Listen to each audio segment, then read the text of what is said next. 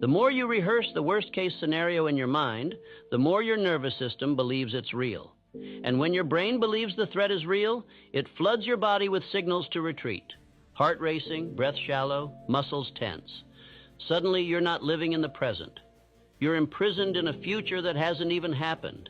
And in that state, even the smallest step forward feels impossible.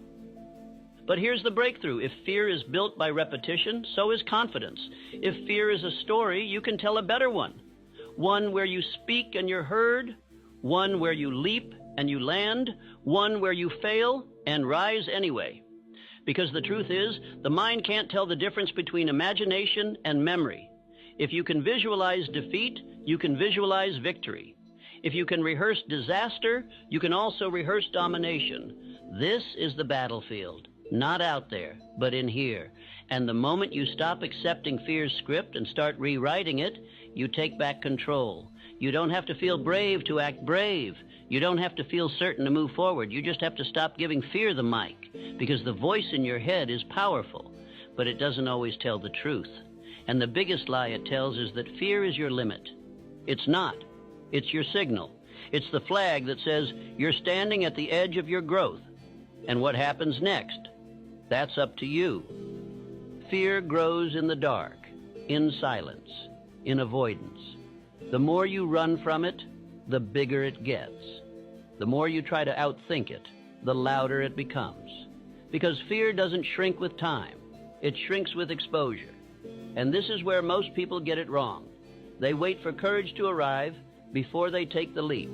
They wait for the fear to fade before they take the first step. But courage doesn't come before action. It comes because of action. Imagine standing at the edge of a freezing pool. You can dip your toe in, walk away, come back tomorrow, overthink it again, and still feel cold just looking at it. Or you can jump in, shock your system, let your body adapt, and in a few seconds you're no longer afraid. Why? Because you've experienced what your mind exaggerated. That's exposure. It's not about being fearless.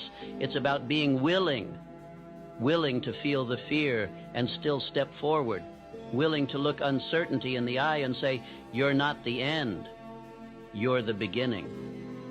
This is how you kill fear. Not with avoidance, but with exposure. You lean into what terrifies you. You practice the uncomfortable.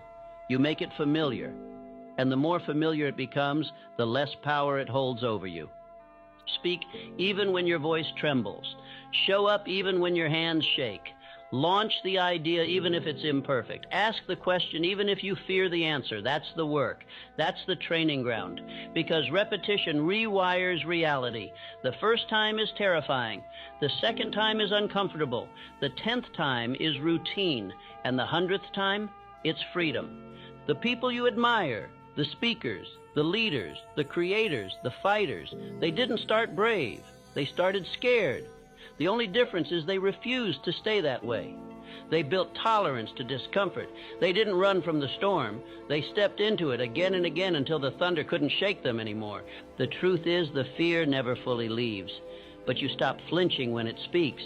You stop shrinking when it rises. Because you've faced it enough times to know it's just a sound. It's just a signal. And it doesn't have the final word. You do. The only way out is through. Through the trembling, through the failure, through the doubt. You walk straight into the storm, not because you're unafraid, but because you know the other side of fear holds the life you haven't lived yet. And that's a price worth paying. If you want to kill fear, you must go to its source, your mind. Because fear doesn't start in the world. It starts in your thoughts, in the silent, invisible stories you repeat to yourself.